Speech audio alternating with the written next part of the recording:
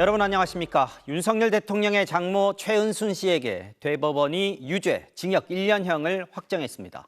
최 씨는 부동산 투자 과정에서 통장에 수십억 원 또는 100억 원대의 자금이 있는 것처럼 잔고 증명서를 위조하고 법원에 이를 제출하는 등 허위 문서를 사용한 혐의로 재판을 받아왔는데요. 대법원은 모든 혐의를 유죄로 인정했습니다. 구속돼 있는 최 씨의 보석 청구도 기각되면서 최 씨는 내년 7월까지 옥살이를 하게 됐습니다. 김지인 기자입니다. 대법원이 윤석열 대통령의 장모 최은순 씨에게 징역 1년형을 선고한 판결을 확정했습니다. 최 씨는 지난 2013년 경기도 성남시 도촌동 땅을 사들이면서 은행 잔고증명서를 위조한 혐의로 재판을 받아왔습니다. 4월 1일 100억 원을 시작으로 10월까지 반복해 통장에 거액이 있는 것처럼 모두 349억 원의 잔고증명을 위조한 겁니다. 좋은 부동산 정보를 얻으려면 돈이 많은 것처럼 보여야 한다는 동업자 제안에 따라 범행했다는 게 검찰 판단이었습니다. 최 씨는 위조한 증명서로 법원을 속이려 한 혐의로도 재판을 받았습니다. 2013년 당시 부동산 계약이 무산되면서 이미 낸 계약금을 두고 소송이 벌어졌는데 법원에 위조한 잔고증명서를 증거로 낸 겁니다. 또 이 부동산 투자 과정에서 동업자의 사위 이름을 빌려 땅을 산 혐의도 적용됐습니다. 최 씨는 동업자 요구로 잔고증명서를 위조했다고만 인정하면서 나머지 혐의를 모두 부인해왔습니다.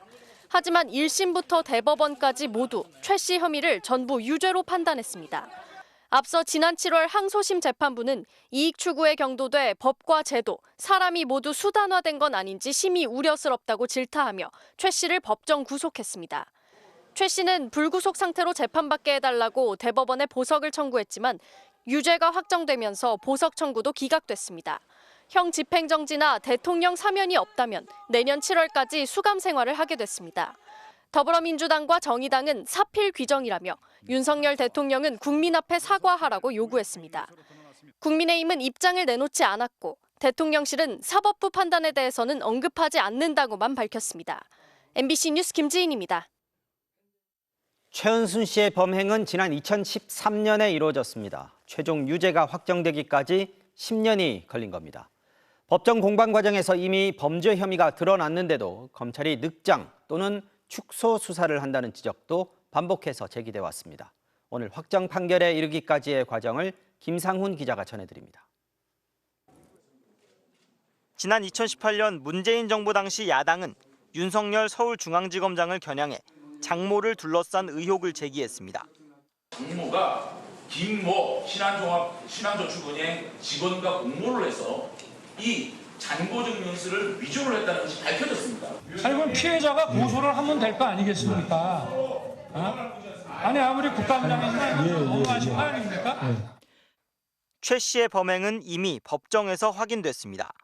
2015년 최 씨는 부동산 투자 동업자를 사기 혐의로 고소했고 이 동업자 재판에서 최 씨의 잔고증명서 위조가 밝혀진 겁니다. 증인석에선 최 씨는 증명서 위조를 인정하면서 그 일로 처벌받으면 받겠다고도 말했습니다. 하지만 별다른 사법 처리는 없었고 검찰은 정치권이 의혹을 제기한 뒤인 2020년에야 최 씨를 재판에 넘겼습니다. 재판에선 법원이 검찰 처분에 대해 의문을 제기했습니다. 잔고증명서 위조는 모두 4번, 실제 이걸 쓴 건 3번이었습니다. 부동산 투자 분쟁 재판에 1번 냈고 사채업자에게 돈을 빌릴 때 잔고가 충분하다며 2번 제시했습니다. 검찰은 동업자에게 3번 모두 위조 사문서 행사 혐의를 적용했지만 최 씨에겐 법정에 낸 것 1번만 적용했습니다. 1심 재판부는 최 씨가 제외된 건 다소 의문이라며 이유를 밝히라고 검찰에 주문했는데 재판부가 교체되면서 이후 크게 쟁점이 되진 않았습니다. 최 씨는 지난 2020년 불법 요양병원을 운영한 혐의로도 재판에 넘겨졌지만 동업자들 모두 유죄를 받은 것과 달리 무죄가 확정됐습니다. 요양병원을 불법 운영한 건 맞지만 최 씨가 관여했는지 검찰이 충분히 증명 못했다는 이유였습니다. MBC 뉴스 김상훈입니다. 매달 내는 국민연금, 이대로 가면 곧 기금이 고갈될 거란 우려 때문에 정부도 국회도 개혁안을 고심해왔는데요. 국회 민간자문위원회가 2가지 안을 국회 연금개혁특위에 제시했습니다. 하나는 내는 돈, 보험료율을 4%포인트 올리고 받는 돈도 늘리는 방안이고 또 하나는 보험료율은 6%포인트 올리고 받는 돈은 동결하는 안입니다. 먼저 김건희 기자가 정리했습니다. 국회 연금개혁특별위원회 산하 민간자문위원회가 내놓은 개혁안의 핵심은 매달 납부하는 금액인 보험료율을 현재 9%에서 4%포인트 이상 높이자는 겁니다. 보험료율을 13%로 인상하고 소득대체율을 50%로 인상할 경우에 기금 고갈 시점이 7년 정도 연장됩니다. 역시 OECD 수준에 못 미치는 것으로 지적된 소득 대체율을 올릴지에 대해서는 두 가지 개혁안이 제시됐습니다. 첫 번째는 보험료율을 13%로 올리고 소득 대체율도 50%로 올리는 소득 보장 강화안. 그리고 보험료율을 15%까지 더 올리지만 소득 대체율은 40%로 그대로 두는 재정 안정화안입니다. 이 경우 기금 고갈 시점은 2071년으로 16년 정도 연장됩니다. 앞서 정부는 지난달 보험료율과 수급 개시 연령 등 변수를 조합한 24가지 방안을 제출하면서도 구체적인 인상률, 즉 숫자는 내놓지 못했습니다. 오늘 연금특위 회의에선 정부 계획안에 대한 비판이 쏟아졌습니다. 구체적인 모델이 없어요. 그러니까 일각에서 맹탕 그 계획이다 이런 얘기가 나오는 거거든요. 백지로 던져주고 여러 가지 선택 가능한 무슨 24개 조합 중에서 하라는 것은 효율성이 되게 떨어진다고 보여지고, 정부는 연금 전반의 구조개혁이 중요하다며 국회와 시각차를 보였습니다. 기초연금과 국민연금이 노후소득에 있어서 굉장히 중요한 소득원이기 때문에 이것을 어느 하나를 먼저 논의할 게 아니라 같이 봐야 된다는 생각으로 연금특위는 정부 계획안과 자문위의 개혁안을 바탕으로 공론화 조사위원회를 구성하고 국민연금 납부 당사자인 노사 의견을 듣겠다는 계획입니다. 활동 기한이 내년 5월까지인 만큼 결국 최종 개혁안은 총선 이후에나 나올 것으로 보입니다. MBC 뉴스 김건희입니다. 네, 오늘 국회에 제출된 연금개혁안을 마련한 곳은 국회 연금특위의 민간자문위원회입니다. 민간자문위의 김현명 공동위원장 모시고 좀 더 자세한 내용 들어보겠습니다. 위원장님 안녕하십니까? 네, 안녕하십니까? 예, 나와주셔서 고맙습니다. 자, 오늘 자문위에서 제안한 안이 두 가지입니다. 근데 두 안 다 어쨌든 보험료율은 인상하는 안입니다. 예, 결론적으로 말씀드리면 맞고요. 네. 왜 이제 그러냐면 우리나라 국민연금제도나 공적연금제도의 큰 문제점이 두 가지인데, 첫 번째는 연금액이 그렇게 많지가 않습니다. 국민연금에 20년 이상 보험료를 낸 분들이 얼마나 연금을 받는지 이렇게 보게 되면 한 평균 한 103만 원. 네. 10년에서 19년 정도 내신 분들은 한 42만 원 요 정도 받아요. 다른 하나는 기금이 고갈이 된다라는 겁니다. 정리하면은 연금액이 너무 충분치가 않고 기금 고갈 문제, 이 두 문제를 해결하기 위해서는 일단 지금보다 보험료는 인상할 수밖에 없습니다. 네, 두 가지 안 중에서 한 가지 안은 네. 소득 대체율도 50%로 올려서 더 예. 주자 하는 예. 안도 들어있긴 한데 50% 소득 대체율 이게 충분하다고 보십니까? 네. 만약에 제가 2023년 올해부터 국민연금에 가입했어요. 직장을 잡아갖고. 네. 그래서 국민연금에 한 27년 동안 보험료를 냈다. 그럼 27년 가입한 거잖아요. 네. 그런데 나의 소득이 전체 우리나라 임금 근로자들 중에 딱 중간이더라. 네. 그런 분들이 나중에 받게 되는 연금액이 현재 가치로 한 80만 원 정도 됩니다. 네. 요게 소득 대체율이 40%일 때 그런 거고요. 네. 그럼 50%로 올리면 어떻게 되느냐? 한 100만 원 선으로 올라갑니다. 기초연금까지 추가적으로 더 받게 되면 한 130만 원 정도 네. 이렇게 남짓될 텐데 네. 노후에 1인 가구가 최소한으로 살아갈 수 있는 생활비가 얼마냐? 네. 대략 한 130만 원 정도 2023년 기준으로 네. 그 정도 남짓됩니다. 그러니까 소득 대체율을 50%로 올린다라는 것은 내가 성실하게 대한민국 국민으로서 직장 생활하고 은퇴할 즈음에 공적인 제도를 통해 갖고 최소 노후 생활비는 보장을 해주자. 이런 그 철학적 원리가 들어가 있다라는 거고요. 네. 그 이후에 좀 넉넉한 생활을 하고 싶다. 최소 생활비 말고. 네. 그런 경우는 개인 저축이나 퇴직연금이나 개인연금 같은 걸 통해서 조달을 할 수밖에 없고 그것까지 정부가 커버하기에는 재정적으로 너무 부담이 된다. 이렇게 이해를 하시면 될 것 같습니다. 가장 큰 어려움을 겪고 있는 분들은 아마 지금의 젊은 세대 아까 말씀하셨습니다만 뭐 소위 MZ세대라고 불리는 분들 이분들은 내가 더 많이 점점 더 많이 내고 나중에 결국 못 받는 거 아니야? 더 적게 받는 거 아니야? 이런 걱정을 할 겁니다.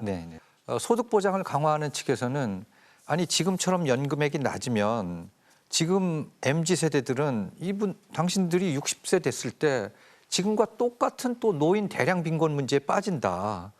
그러니 그게 너희들한테 좋은 것도 아니고 사회 전체적으로 봐도 그게 좋은 사회를 우리가 만드는 건 아니지 않느냐.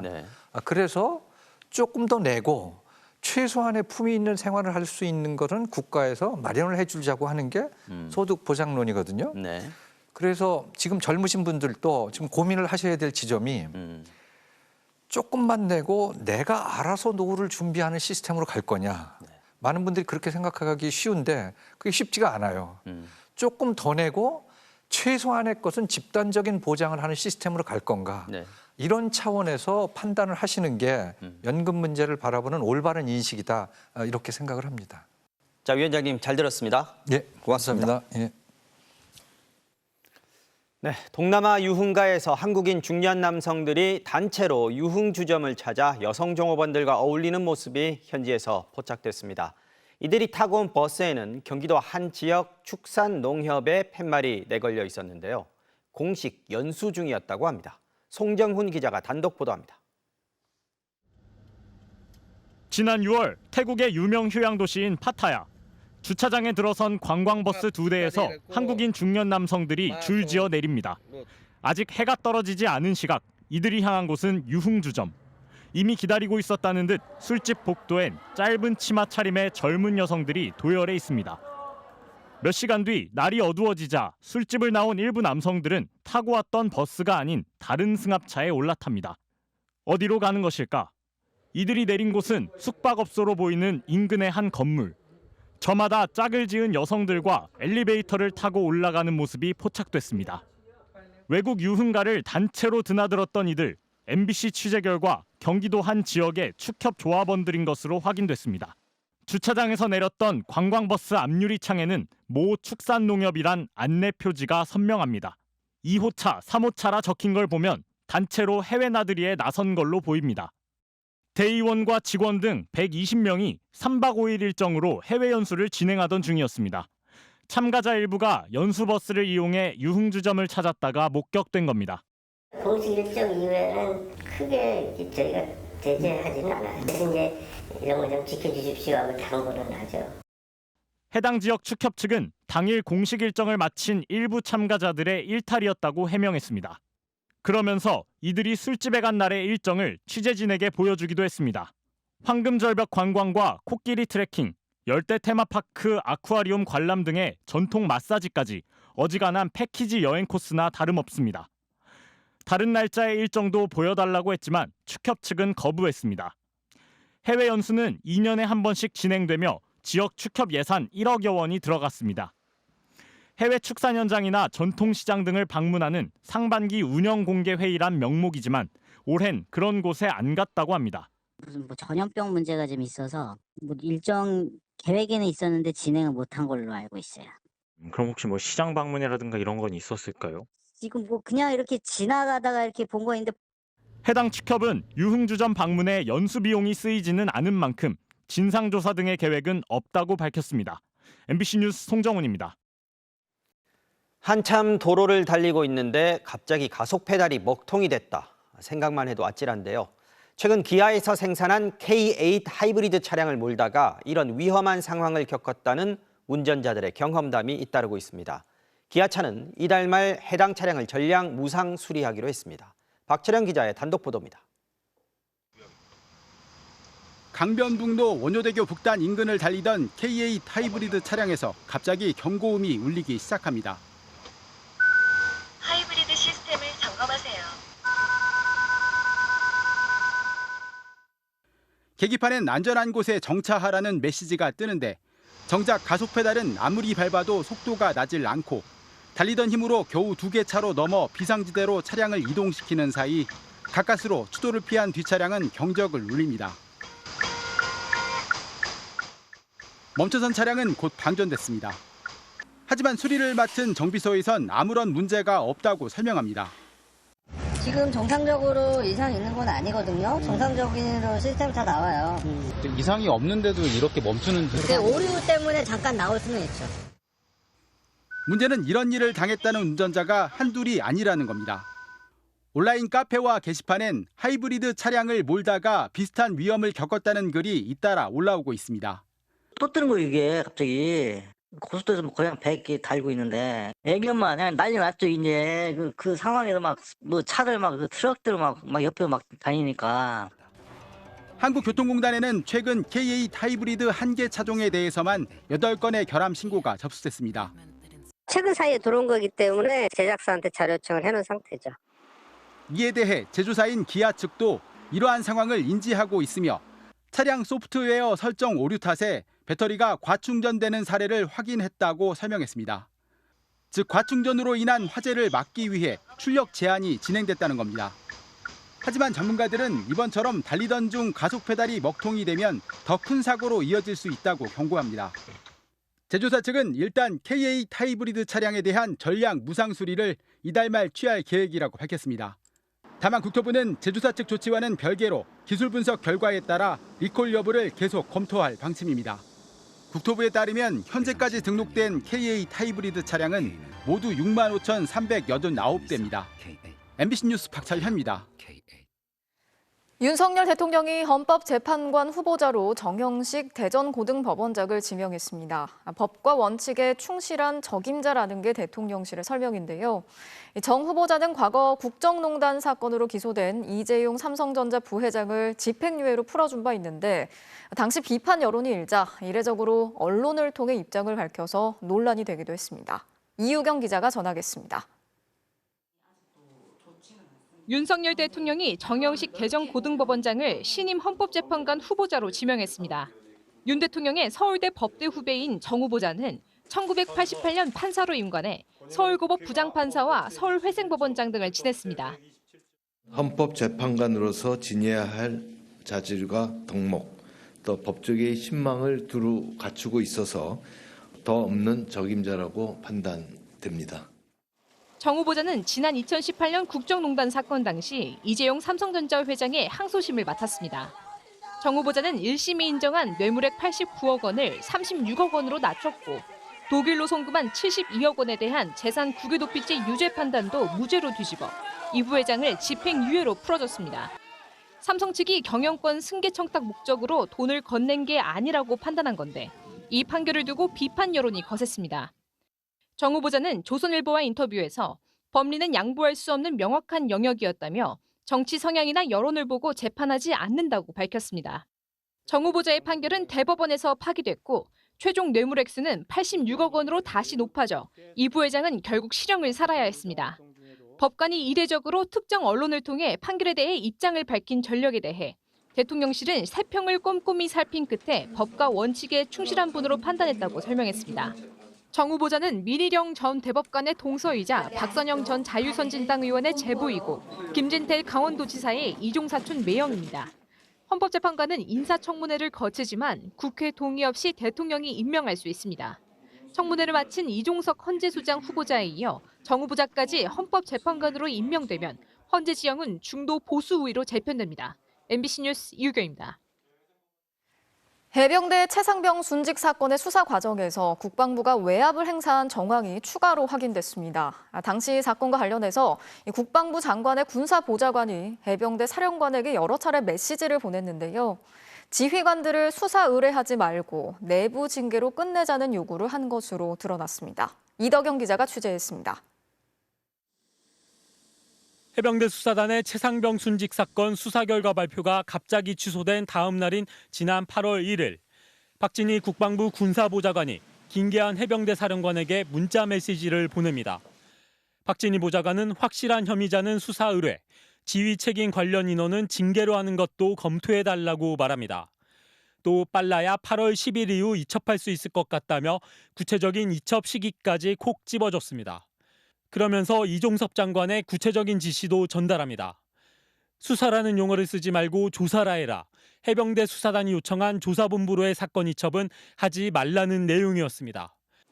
박정훈 전 수사단장은 유재은 법무관리관으로부터 외압을 받았다고 주장하고 있는데 군사보좌관까지 나서 해병대 사령관을 압박하고 있었던 겁니다. 이에 대해 국방부는 문자에 줄이라는 직접적인 단어가 없으니 외압은 아니라고 반박했습니다. 줄이라 이런 단어는 없는 것이고 저희가 지금까지 해왔던 것하고 같은 맥락의 얘기인데 그러니까 혐의가 있는 사람. 하지만 장관 보좌관의 발언을 김기한 사령관이 단순한 요청으로만 받아들였을지는 의문으로 남습니다. 장관 보좌관은 국가안보실도 언급했습니다. 박 보좌관은 7월 30일 오늘 보고드린 내용을 안보실에도 보고가 되어야 될 것 같다며 내일 아침에는 대통령실 국방비서관에겐 인지가 되어야 될 것 같다고 말합니다. 공교롭게도 이 문자 메시지를 주고받은 다음 날 대통령실에선 윤 대통령 주재회의가 있었습니다. 이 자리에서 수사 결과를 보고받은 윤 대통령이 격노했다는 이야기를 김기한 사령관으로부터 들었다는 게 박정훈 전 수사단장의 주장입니다.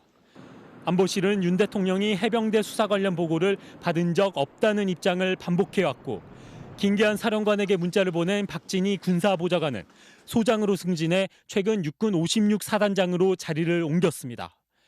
MBC 뉴스 이덕영입니다.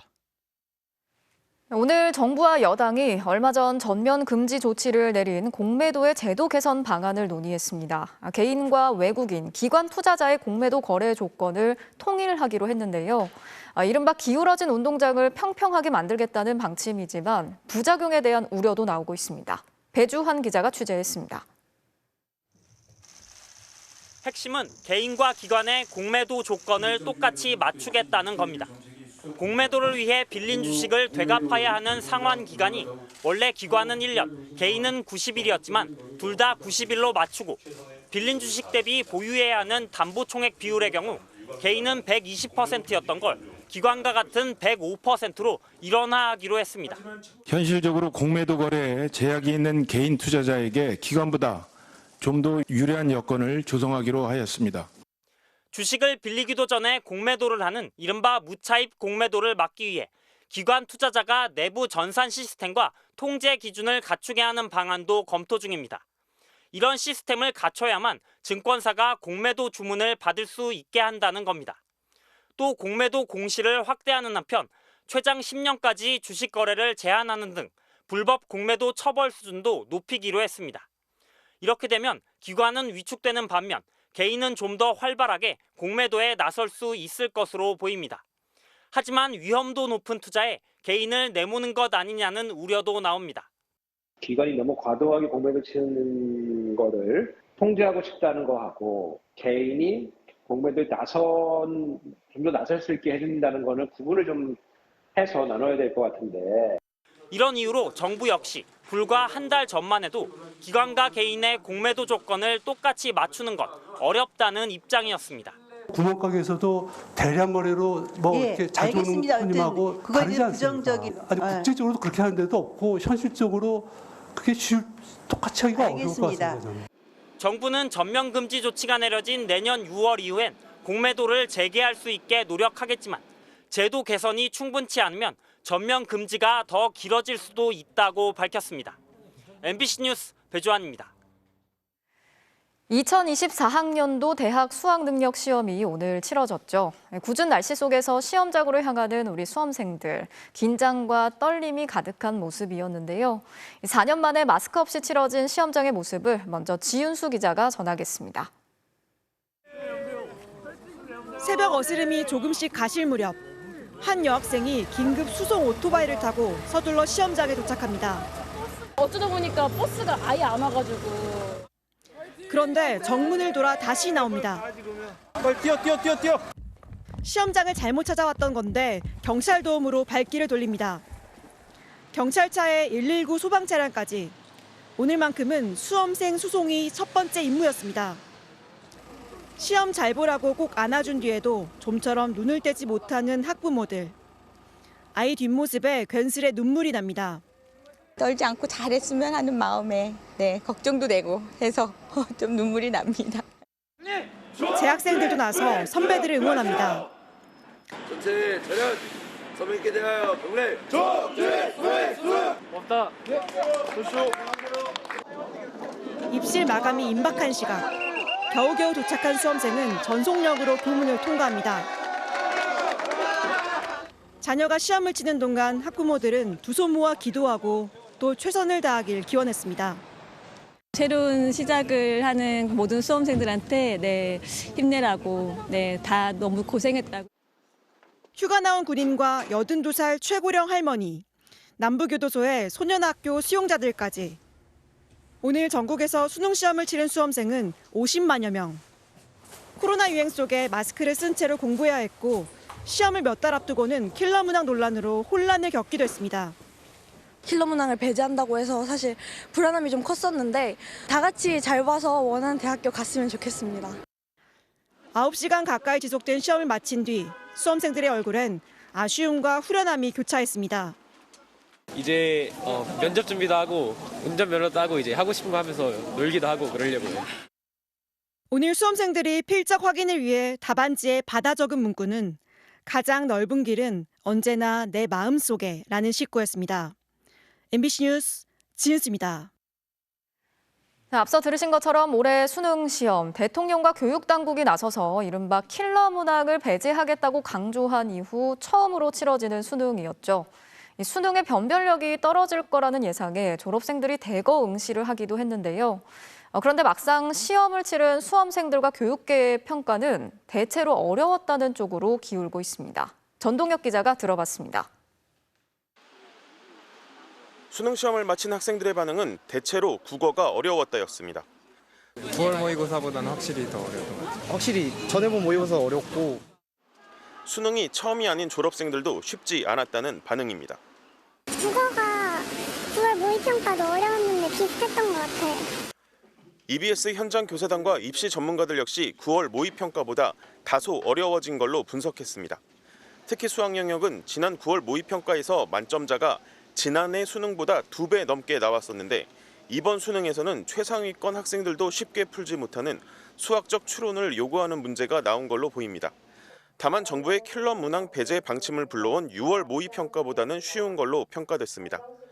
사교육의 어떤 스킬적인 요소를 가미한 그런 문항으로 출제된 것은 아니고요. 학교에서 공부를 배우고 나서 본인이 얼마만큼 그 연습을 많이 해봤냐에 따라서 이게 정답률이 차이가 나는 문항. 이른바 킬러 문항을 배제하기 위해 수능 검토위원회까지 꾸린 교육당국. 이번 수능에서 킬러 문항은 확실히 없었다고 자신했습니다. 킬러 문항에서 말하는 요소들이 없이도 저희들이 그 고등학교 교육과정의 범위와 수준에서 충분히 그 적정한 난이도를 확보할 수 있다. 교육과정평가원은 지난 9월 모의평가를 바탕으로 수능 문제를 출제했다고 밝혔습니다. 입시 전문가들은 학생들의 가채점 결과가 며칠 안에 종합되면 실제 난이도를 가늠할 수 있을 걸로 내다봤습니다. MBC 뉴스 전동혁입니다. 수능일만 되면 온 나라가 멈춘다. 외신들은 올해도 한국 수능 시험의 이색 풍경에 주목했습니다. 비행기 이착륙이 금지되고 출근 시간도 늦출 만큼 국가 전체가 힘을 쓰는 이유는 수능이 한국 사회에서 그만큼 특별한 의미가 있기 때문이라고 했는데요. 수능이 인류 대학의 입학을 결정짓고 사회적 지위와 연봉의 수준, 심지어는 결혼에 대한 전망에도 큰 영향을 주기 때문에 지난해 역대 최고인 26조 원의 사교육비를 지출했다고 전했습니다. 올해는 이른바 킬러 문항 배제에 대해서도 비중 있게 다뤘는데 비싼 사설 학원에 대한 의존도를 줄이기 위한 것이라고 소개했습니다. 그러면서 학생들에게 가해지는 엄청난 압박은 세계에서 가장 높은 10대 우울증과 자살률의 원인으로 지목되고 있다고 짚었습니다. 언제쯤 외신이 바라본 수능날의 의미와 풍경이 달라질 수 있을까요? 자, 그동안 고된 수험 생활 묵묵하게 버텨온 우리 수험생 여러분 모두 정말 고생 많으셨습니다. 네, 다음 소식입니다. 김기현 국민의힘 대표가 자신을 향한 총선 불출마나 험지 출마 요구에 대해 내 거취는 내가 알아서 하겠다고 말했습니다. 혁신위의 권고에 대해 당 중진들이 거부하거나 아무 응답을 하지 않으면서 혁신위는 이를 권고가 아닌 정식 안건으로 당 지도부에 제안하는 방안을 고심하고 있는 것으로 알려졌습니다. 조희원 기자입니다. 이달 초 인요한 국민의힘 혁신위원장이 당 지도부와 중진, 친윤석열계 의원들의 불출마 또는 수도권 험지 출마를 제안했습니다. 당내에 파장을 일으킨 제안에 응답이 없자 인 위원장은 배경에 윤석열 대통령과의 교감이 있었음을 시사했습니다. 한 열흘 전에 제가 좀 여러 사람 통해서 뵙고 싶다고 그랬는데 네. 대통령 직접으로 연락 온 건 아니고요. 우리 당과 우리가 필요한 거를 그냥 거침없이 해라. 이런 신호가 와서요. 소신껏 지적하라, 개입하지 않겠다는 말도 들었다면서 혁신위 활동에 윤 대통령이 힘을 실어줬다고 강조했습니다. 인요한 혁신위원장의 첫 제안 이후 줄곧 김기현 당대표의 대응에 시선이 쏠렸습니다. 정제되지 않은 발언으로 혼선을 일으켜선 안 된다. 급발진으로 당의 기강을 흔들어선 안 된다고 불쾌감을 표출했던 김 대표는 대통령까지 동원된 압박에는 강한 경고로 대응했습니다. 당대표의 처신은 당대표가 알아서 결단할 것입니다. 여러분, 당무에 개입하지 않고 있는 대통령을 당내 문제와 관련돼서 언급하는 것은 바람직하지 않다고 생각합니다. 희생을 강조하고 있는 혁신위원회와 직접 총선 대응의 주도권을 잡겠다는 김 대표의 갈등이 노골적으로 드러난 겁니다. 혁신위 관계자는 인 위원장의 요구를 지도부에 관철하기 위해 총력전을 펼칠 수밖에 없다며 강력한 대응을 시사했습니다. 당 지도부 등의 불출마, 험지 출마를 제안이 아닌 정식 혁신안으로 올리는 방안도 논의했다면서 당 지도부가 공식적인 대답을 내놓도록 압박하겠다는 구상을 밝혔습니다. 김기현 대표는 내일 오전 인요한 위원장과 긴급 면담을 요청한 것으로 알려졌습니다. 거취 문제를 포함한 여러 혁신위 안건에 대한 논의를 할 예정인데 면담 내용에 따라 당 지도부와 혁신위의 갈등이 다음 주부터 격화할 가능성도 있어 보입니다. MBC 뉴스 조희원입니다. 민주당 내 비이재명계 의원들이 내년 총선에서 윤석열 정권을 심판하려면 당 혁신이 시급하다면서 원칙과 상식이라는 이름으로 모임을 만들었습니다. 일단 4명의 의원만으로 출범을 알렸는데 파장이 어느 정도일지는 전망이 엇갈렸습니다. 김민영 기자의 보도입니다.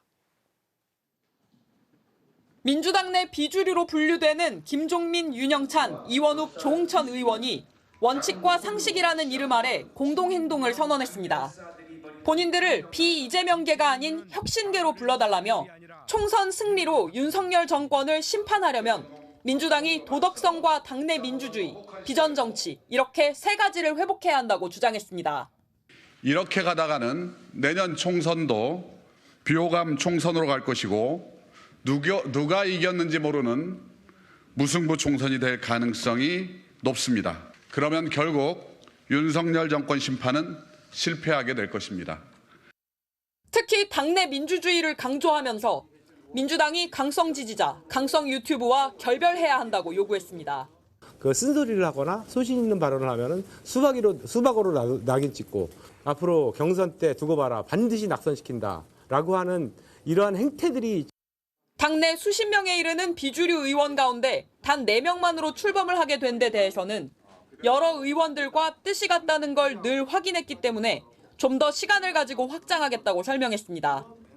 당내에선 누가 내 사람처럼 용기 있게 할 수 있겠냐거나 비명계 내부에서도 이견이 있다는 뜻이라며 회의적인 시각이 나왔습니다.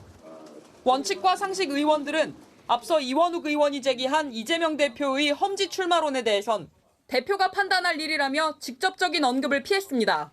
하지만 이 대표가 고향인 안동에 출마해 당 혁신의 물꼬를 터야 한다는 주장은 친명계에서도 나왔습니다. 이재명 대표가 이렇게 결심을 하면 친명계도 결심할 거고 비명계도 따라오지 않을 수 없거든요. 그래서 이재명 대표가 이렇게 결심하는 것 자체가 총선 승리의 최대 전략이다. 원칙과 상식은 탈당에는 선을 긋고 한 달을 변화의 시간으로 못 박았습니다. 하지만 오늘 기자회견 소식을 전하는 기사에는 해당 의원 4명을 수박이라고 부르며 탈당하라는 댓글이 이어졌습니다. MBC 뉴스 김민영입니다. 경북 포항에서는 지난 2017년과 2018년 2년 연속으로 지진이 일어나 수천 명의 이재민과 수천억 원 넘는 재산 피해가 발생했습니다. 지진 촉발 원인이 지열발전소라는 정부 조사 결과가 나왔지만 정부는 배상을 거부했고 이후 5년간 소송이 이어져 왔는데요. 법원이 오늘 정부가 포항 시민 5만여 명에게 200~300만 원씩을 배상하라고 판결했습니다. 김기영 기자가 보도합니다. 2017년 11월 경북 포항에서 역대 두 번째 규모인 5.4의 지진이 발생했습니다. 진앙이 건물과 밀집한 도심 지역이어서 피해가 컸습니다. 처음에 지진이 한 번 있었고 10분 뒤에 땅이 엄청 흔들리면서 건물 외벽이 떨어지고 옆에 유리창이 깨지고 이듬해 2월 규모 4.6의 여진이 다시 포항을 뒤흔들었습니다. 한 명이 숨지고 2천여 명의 이재민과 7천억 원의 재산 피해가 발생했습니다. 1년 뒤 정부 조사 결과 당시 지열발전소에서 땅에 높은 압력으로 물을 주입하다 단층을 건드려 촉발된 지진이라는 결론이 나왔습니다. 결과적으로 그 영향이 본진의 진원 위치에 도달되고 누적되어 포항 지진이 촉발되었다. 하지만 정부가 배상 대신 특별법을 통해 보상하자 포항 시민 5만여 명이 손해배상 소송을 제기했습니다. 이 응력 상태에 있는 그 단층 부분을 사전에 그 포항지열발전소를 건설할 때 조사하지 않은 큰 과실이 있습니다. 대한민국에. 정부는 자연재해라고 주장하면서 배상을 거부했지만 소송 5년 만에 법원은 포항 시민들의 손을 들어줬습니다. 2017년과 2018년 지진을 모두 겪은 시민에게는 300만 원, 한 번만 겪은 시민에겐 200만 원의 위자료가 산정됐습니다.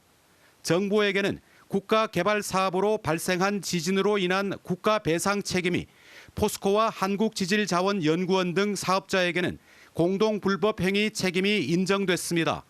소송단체 측은 나머지 포항시민 45만 명도 소송을 제기할 경우 위자료 규모는 1조 원 이상으로 추산된다며 공소시효가 내년 3월 22일까지인 만큼 추가 소송을 진행하겠다고 밝혔습니다. MBC 뉴스 김기영입니다. 현직 경찰관이 미성년자 5명을 유인해 성폭행하고 성착취물을 요구한 혐의로 구속된 사건이 있었습니다. 오늘 1심 판결이 나왔는데요. 재판부는 엄한 처벌이 필요하다면서도 초범이고 피해자들과 합의했다는 점을 들어 징역 6년을 선고했습니다. 송서영 기자의 보도입니다. 지난 5월 경기도 구리의 한 아파트에서 MBC 취재진과 마주친 20대 남성. 당시 서울 성동경찰서 소속 순경이었던 윤모 씨입니다. 미성년자와 성관계를 한 혐의 등으로 경찰 수사를 받던 중이었습니다. 혹시 미성년자 만나신 분 아니세요? 아니, 처음 들었는데. 미성년자가 알고 만나신 거죠? 아니 무슨 지금 처음 듣는 얘기인데. 윤 씨는 지난 2월부터 약 석 달간 담배를 사주겠다며 미성년자 5명을 유인해 성폭행하고 성착취물을 요구한 혐의 등으로 구속돼 재판에 넘겨졌습니다. 오늘 1심 재판부는 윤 씨에게 징역 6년을 선고하고 10년간 아동 청소년 관련 시설 취업 제한, 3년간 보호 관찰을 명령했습니다. 재판부는 국민을 보호할 책임이 있는 경찰관이 미성년자를 상대로 범행을 저질러 책임이 매우 크다고 질타했습니다. 이어 담배를 사준다고 12세 아동을 유인하고 범행이 발각되자 피해자를 회유하는 등 엄한 처벌이 필요하다고 덧붙였습니다. 다만 형사처벌 전력이 없는 데다 모든 피해자들과 합의를 했다는 점 등을 참작했다고 양형 이유를 설명했습니다. 검찰은 지난 7월 결심 공판에서 징역 10년을 구형했지만 피해자들과 합의할 시간을 달라는 윤 씨 측 요구를 재판부가 받아들여 선고 기일이 연기되기도 했습니다. 지난 7월 파면된 윤 씨는 5달에 걸친 재판 도중 반성문을 94차례나 제출한 사실도 새롭게 확인됐습니다. 검찰은 재판 결과를 면밀히 분석해 조만간 항소 여부를 결정할 방침입니다. MBC 뉴스 송서영입니다. 서울 도심의 대형 백화점에 걸린 전광판에 한국 여성을 성폭행하겠다는 문구가 1시간가량 노출됐습니다. 백화점 측이 연말을 맞아 시민들의 희망 문구를 받아 전광판에 띄워주는 행사를 마련한 거였는데 이 백화점은 문제의 문구를 작성한 사람을 찾아서 수사해달라며 경찰에 고소장을 냈습니다. 임경아 기자입니다. 화려한 크리스마스 장식으로 꾸며진 서울 중구 롯데백화점 본점. 가로 2.5m, 세로 2m 크기 LED 전광판에 크리스마스 관련 영상이 흘러나옵니다. 그젯밤 10시쯤 이 전광판에 한국 여자를 다 성폭행하겠다는 문구가 한국어와 영어로 올라왔습니다. 백화점 측이 문제의 문구를 발견하기까지 1시간도 넘게 게시됐던 것으로 보입니다. 연말을 맞아 시민들이 QR코드로 접속해 희망 문구를 입력하면 전광판에 띄워주는 행사인데 부적절한 문구가 고스란히 노출된 겁니다. 그리고 지금 연말이고 외국인들도 많이 오는데 이렇게 아름다운 신경을 쓰고 이렇게 했는데 이거는 있을 수 없는 일이죠. 백화점 측은 60만 개 단어를 금칙어로 설정한 필터링 시스템을 적용했는데 해당 단어는 걸러내지 못했다면서 공들여 준비한 행사에 불미스러운 일이 생겨 유감이라는 입장을 밝혔습니다. 그러면서 별도의 본인 인증 절차가 없어 작성자가 누구인지 확인할 수 없다며 남대문 경찰서에 고소장을 접수했습니다. 경찰 역시 신속한 수사에 나서겠다고 밝혔습니다. MBC 뉴스 임경아입니다. 이스라엘은 어제 하마스의 비밀 기지가 있다며 가자지구 북부 최대 의료시설인 알시파 병원을 급습했는데요. 오늘 병원 내부에서 무기가 발견됐다면서 영상을 공개했습니다. 하지만 지하 비밀 기지의 흔적은 제시하지 못했는데요. 하마스는 영상에 찍힌 무기도 이스라엘 측이 가져온 거라고 반박했습니다. 윤성철 기자입니다. 이스라엘군이 가자지구 최대 의료시설인 알시파 병원을 급습한 뒤 공개한 영상입니다. We are going to do a one-shot video. One shot, no editing of all of the evidence that we have found just now in this building of the Shifa. 병원 내부로 진입하자 벽면을 향하거나 테이프로 가려진 CCTV 카메라가 눈에 띄입니다. MRI 촬영실 등 병원 곳곳에서는 하마스가 사용하는 각종 무기가 담긴 가방이 발견됩니다. There is an AK-47. There are cartridges, ammo. There are grenades in here. Of course, uniform, and all of this was hidden very conveniently. 이스라엘군은 알시파 병원에서 총기 11자루와 수류탄 9개, 군복, 노트북 등을 입수했다고 밝혔습니다. 하지만 3D 영상까지 만들어 주장했던 지하 비밀 기지의 실제 증거는 아직 제시하지 못했습니다. 인질 억류 흔적도 발견되지 않았습니다. 하마스는 즉각 조롱 섞인 반응을 보였습니다. 이스라엘군은 거짓말을 하고 있다. 수치스럽게도 무기를 가져와 병원에 뒀다며 영상 조작 가능성까지 제기한 겁니다. 미국은 자체 정보로 하마스가 알시파 병원의 작전본부를 운영한다는 것을 확인했다며 이스라엘에 힘을 실었습니다. 바이든 대통령도 하마스가 병원을 악용해 전쟁 범죄를 저질렀다고 비난했습니다. 전투로 인한 알시파 병원 피해는 커 지난 4일간 환자 30명이 숨졌다고 가자지구 보건부는 주장했습니다. 미수가 33명을 황급히 다른 병원으로 이송하는 모습도 공개됐습니다. Hospitals are not battlegrounds. We're extremely worried for the safety of staff and patients. Protecting them is paramount. 이스라엘군의 가자 북부 점령전도 속도를 높여 SNS에는 하마스 의사당으로 추정되는 건물이 폭발로 산산조각 나는 영상까지 올라왔습니다. MBC 뉴스 윤성철입니다. 국민의힘이 김포를 서울에 편입시키는 내용의 특별 법안을 오늘 발의했습니다. 지난달 말에 처음으로 발표를 한 이후 급속도로 몰아붙이고 있는 상황인데요. 서울 편입 효과에 대한 연구, 또 시민들의 의견을 듣는 절차가 충분히 이루어졌는지에 대한 의문이 제기되고 있습니다. 윤수한 기자가 취재했습니다. 지금 서울은 25개 자치구로 이뤄져 있습니다. 국민의힘이 오늘 발의한 김포 서울 통합특별법이 통과되면 오는 2025년 1월부터 김포는 서울의 26번째 구가 돼서 서울특별시 김포구로 이름이 바뀝니다. 다만 단계적 통합 방식에 따라 통합 6년 뒤인 2030년까지는 당초 김포시 소속으로 받던 세제 혜택도 계속되고 현재 김포시 일부 지역에 적용되는 대입 농어촌 특별 전형도 유지됩니다. 지난달 30일 서울에 김포를 편입시키겠다는 깜짝 발표에 이어 당내의 특별위원회 발족, 이후 2주 만에 특별법 발의까지 급속한 진행 속도의 배경에 조경태 위원장은 강력한 실천 의지라고 자평했습니다. 하지만 속도를 강조하다 보니 빠진 것들이 있습니다. 당초에 이른바 메가서울 계획 발표 이후 국민의힘은 주민들의 의견 수렴을 원칙으로 강조했습니다. 주민들의 의견이 수렴되어 올라오면 그것을 우리가 의견을 존중한다는 차원으로 진행하는 것이기 때문에. 하지만 공식적인 의견 수렴 절차에 대한 발표 대신 부정적인 여론조사 결과들에 대해서만 여론조사는 한계가 있다며 곧 찬성 의견이 많아질 것이란 자체 전망만 내놨습니다. 이 법률안이 발의가 되면은 찬성률은 훨씬 더 높아지지 않을까 그렇게 예측하고 있습니다. 서울 편입 효과와 위험 요인을 분석하기 위한 서울시와 김포시의 공동 연구도 이제 막 시작 단계입니다. 충분한 시간을 가지고 분석이 이루어질 거고요. 연말 전후해서 상당히 진정된 형태의 분석 결과를 시민들께 여소야대 국회 구도에서 특별법이 통과되려면 야당의 찬성이 필수적이지만 야당과의 대화 시도도 이뤄지지 않고 있습니다.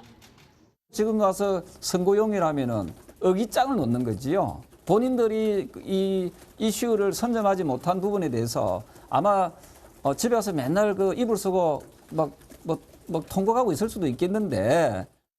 국민의힘은 부산, 광주 같은 도시들도 메가시티로 확대하는 특별 법안도 준비 중입니다. MBC 뉴스 윤수환입니다. 자, 이렇게 국민의힘이 이른바 메가시티 정책에 속도를 내고 있는 상황에서 조금 전 오세훈 서울시장과 김동연 경기지사, 유정복 인천시장 등 수도권 지자체장들이 한자리에 모였습니다. 하지만 서로 확연한 입장 차이만 확인했다고 하는데요. 이어서 김세영 기자가 취재했습니다. 수도권 광역단체장들의 오늘 만남은 메가시티 논란 전에 합의된 자리였습니다. 하지만 때마침 국민의힘이 김포 편입특별법을 발의하면서 3자 회동의 주목도가 높아졌습니다. 당초 교통카드 정책과 수도권 매립지 등 다양한 현안을 논의하는 게 목적이었지만 관심은 메가시티 서울 구상에 집중됐습니다. 시작부터 화기애애한 분위기 속에 1시간가량 진행된 면담. 그러나 헤어진 뒤 브리핑은 소속 정당에 따라 별도로 열었습니다. 혼자 취재진 앞에 선 김동연 경기지사는 이 정부는 모든 걸 거꾸로 하고 있다며 김포의 서울 편입에 일관된 어조로 비판을 이어갔습니다. 이미 국민의 70%가 현실성이 없는 정치 총선용이다라고 말씀을 하셔서 이미 국민들의 심판이 끝난 일입니다. 아마도 바람과 함께 사라지다가 아니라 총선과 함께 사라질 그런 이슈가 아닌가 싶습니다. 모임을 주관한 오세훈 서울시장 역시 메가시티를 바라보는 시각 자체가 김 지사와 상당히 다르다는 걸 확인하는 자리였다고 말했습니다. 김동연 지사께서는 이게 뭐 선거를 앞둔 사실상 불가능한 논의제기다 이런 상황 인식을 이게 출발점이 다르다 보니까 서로 그 부분에 대해서는 뭐 오늘 짧은 시간에 어떤 공통점을 발견하기는 쉽지 않을 것 같고요. 국민의힘 소속이면서도 메가시티에 부정적이었던 유정복 인천시장은 행정체제 개편의 옳고 그름을 판단한 적은 없다며 한 발 물러섰습니다. 지방행정체제 개편을 이제 낡은 행정체제 개편에서 미래지향적으로 만들어가야 된다는 소신을 갖고 있는 사람입니다. 그러나 지금 논의되고 있는 부분에 대해서는 방법론에 있어서 문제가 있다는 것을 분명히 얘기했고요. 메가시티에 대한 수도권 지자체장 간 현격한 입장 차이만 확인한 가운데 오 시장은 올해 말이나 내년 초 다시 만나 논의를 이어가자는 제안을 했다고 밝혔습니다. MBC 뉴스 김세영입니다. 전 세계에 이목이 집중됐던 미중 정상회담이 끝이 났습니다. 대립해온 두 나라가 정상회담을 통해서 어느 정도 성과를 거둘지 관심이었는데요. 지금부터 미국과 중국을 연결해서 회담의 내용과 평가를 정리해 보겠습니다. 자, 먼저 미국 바이든 대통령은 이번 회담에 대해서 중요한 진전을 이뤘다고 평가했지만 분명한 한계도 드러냈는데요. 회담이 열린 샌프란시스코에 왕종명 특파원이 나가 있습니다. 자, 왕 특파원, 먼저 전반적인 회담 분위기 그리고 미국 측의 평가는 어떻습니까? 네, 회담을 마치고 두 정상은 정원을 나란히 걸으면서 손을 흔드는 다정한 장면을 연출했습니다. 이어 시 주석은 바이든의 손등을 토닥거린 뒤에 차에 올랐습니다. 4시간 반 동안의 회담이 어떤 분위기였는지 가늠해 볼 수 있는 장면입니다. 이어진 기자회견에서 바이든 대통령은 가장 건설적이고 생산적인 대화였다고 평가하면서 일부 중요한 진전을 이루었다고 말했습니다. 그렇군요. 그러면 그 말씀하신 그 중요한 진전이 뭔지부터 정리를 해볼까요? 네, 바이든 대통령이 직접 언급한 성과는 오해나 실수로 인한 군사적 충돌을 막기 위한 군대군 통화선, 이른바 한라인 재개통, 또 마약성 진통제 펜타닐의 중국 내 원료 제조업체 단속, 자율 살상무기 탑재용 인공지능 AI에 대한 대화 추진입니다. 두 정상이 언제든 뭐든 직접 소통하기로 했다는 점도 강조했습니다. 들어보시죠. He and I agreed that each one of us could pick up the phone, call directly, and would be heard immediately. 이 정상회담에서 마약 문제가 등장한 게 이례적인데 미국 내 펜타닐 과다 복용 사망자가 한 해 7만 5천 명이 넘을 정도로 사회 문제라서 미국 정부는 줄기차게 강력 단속을 요구해 왔는데 중국이 화답한 겁니다. 예, 성과도 물론 있었지만 두 나라 간의 협력에 있어서는 한계도 분명하게 드러났다고요. 네, 그렇습니다. 상대의 면을 세워줄 정도에서 합의하고 대만 문제나 수출 통제 같은 양보 못할 의제에선 원칙을 지켰습니다. 그 한계를 드러낸 상징적 발언도 나왔습니다. 준비한 원고가 아니라 기자 질문에 답하면서 바이든 대통령이 시 주석을 독재자라고 부른 건데요. 들어볼까요?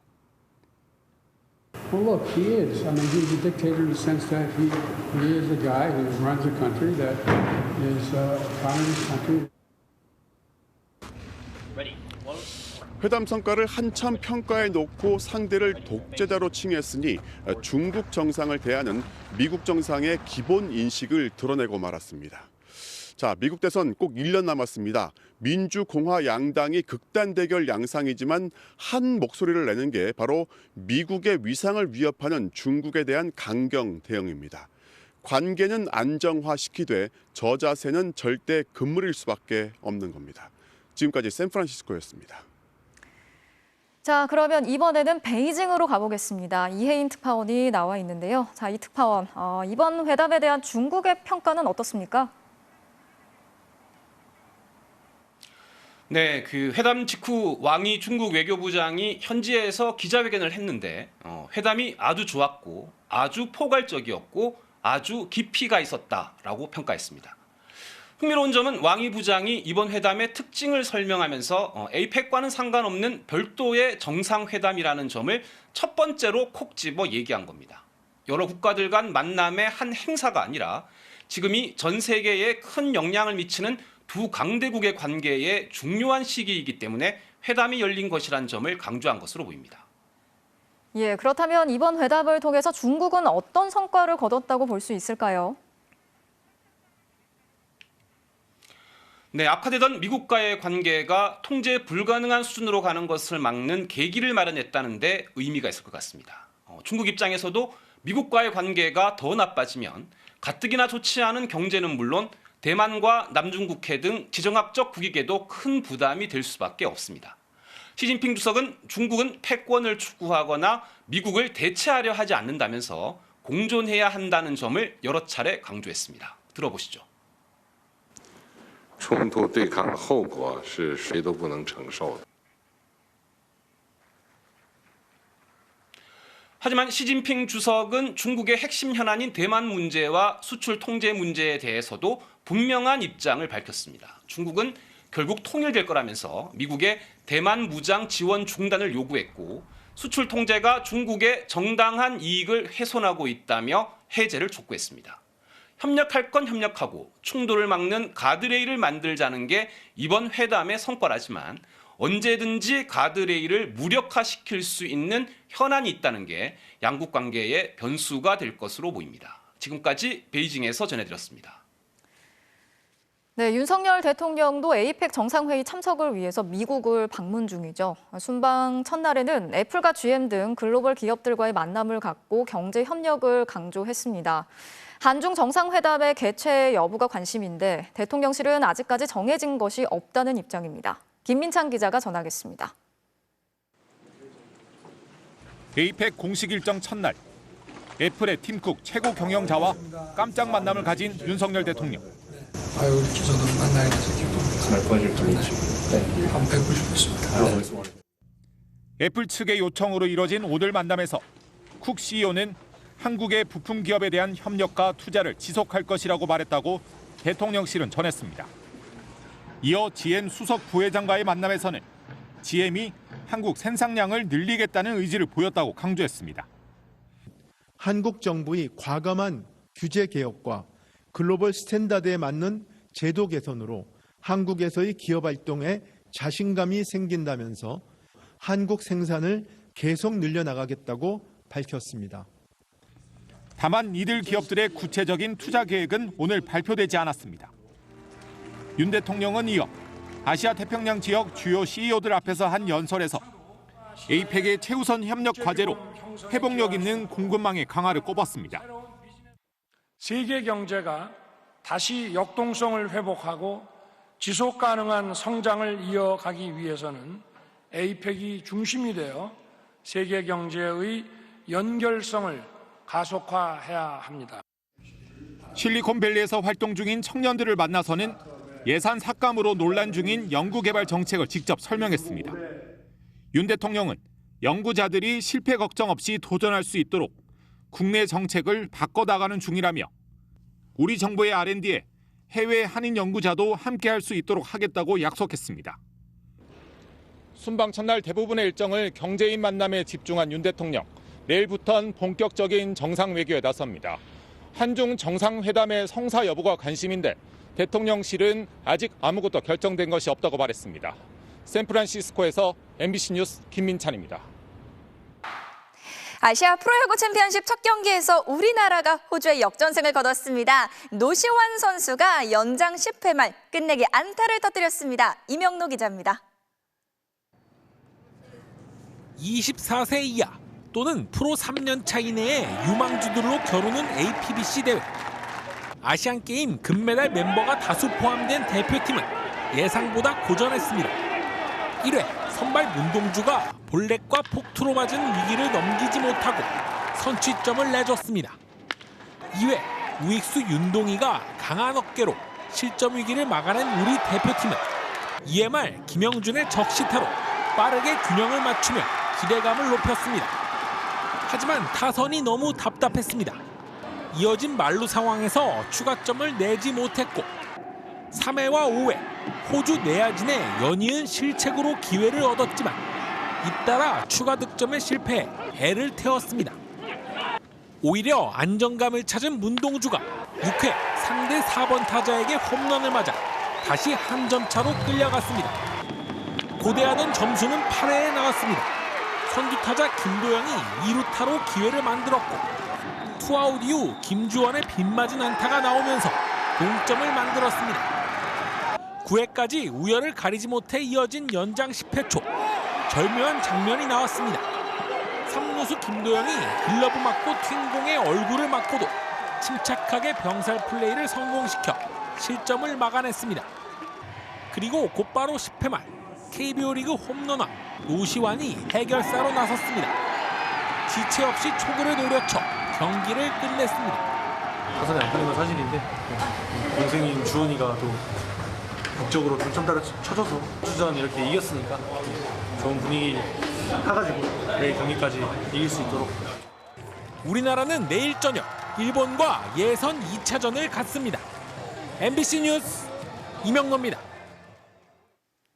프로농구에선 시즌 초반 김주성 감독이 이끄는 DB의 돌풍이 매섭습니다. 단독 선두를 달리는 데는 특별한 승리 루틴도 있다고 하는데요. 손장훈 기자가 전해드립니다. 올 시즌 개막 10경기에서 9승 1패를 기록하며 단독 선두를 질주하고 있는 DB. 구단 레전드인 김주성 감독에게 특별한 승리 루틴이 있습니다. 경기 전날 중국집에서 저녁을 먹는 겁니다. 곰참치 하나랑 탕수육 하나랑 사장님 김치말이 무슨 원래 뭐 다른 거 그래서 비빔 먹게요. 김치국 안 먹는다. 김치국 맛 싫다. 거의 한 달 동안 9번이나 탕수육과 짜장면을 먹어 질릴 법도 하지만 승리가 보장되면 메뉴를 바꿀 생각이 없습니다. 일단 진짜 53경기 계속 6년 동안 중식당 계속 가는 거 아니에요? 시작할 때 잘못 먹었으면 야 계속 먹었어. 그거 계속 먹을 거네. 마라탕 계속 먹는 거. 그러니까 또 연상하시면 그러니까 먹어도 이기면 또 와야지. 제가 감독 대행할 때 그 첫 그 시합을 울산에 내려갔었는데 중식을 먹자고 했는데 이겼어요. 근데 중식을 안 먹고 다른 거 먹었는데 졌더라고요. 그래서 기억이 나가지고 먹다 보니까 한 게임 이기고 또 이겼고 그래서 두 번째도 한번 또 먹어보자 해서 먹고 이기고. 중국집이 이제 빼놓을 수 없는 코스가 되긴 했지만 DB 선두 질주의 진짜 비결은 달리는 동부입니다. 빅맨인 노승과 김종국, 강상재까지 뛰면서 팀 속공에서 리그 1위. 득점 확률이 높은 속공으로 분위기를 찾아보니 팀 평균 득점과 어시스트, 석점슛 성공률 등 공격 부문에서 다른 팀들을 압도하고 있고 10점 이상 치다가도 순식간에 경기를 뒤집는 폭발력을 여러 차례 뽐냈습니다. 또 큰 선수들이 있더라 하더라도 오히려 더 그 선수들이 빨리 뛰어준다면 더 좋은 빠르고 속공이 나온다고 생각하고 있습니다. 코트에서 선수들이 펼치는 그 에너지만이 유일하게 이길 수 있는 전술이라고 생각하고 있습니다. 현역 시절 DB에서만 뛰면서 3번이나 우승컵을 든 김주성 감독 승격 첫해 심상치 않은 돌풍을 지휘하고 있습니다. 계속 몸담았던 팀이라 더 잘 만들고 싶고 이 팀이 명가 재건에 하는데 힘을 좀 쏟고 싶은 마음이 컸습니다. 봄농구를 하는 게 첫 번째 목표이기 때문에 6강 이후에 큰 목표를 잡도록 하겠습니다. MBC 뉴스 손장훈입니다.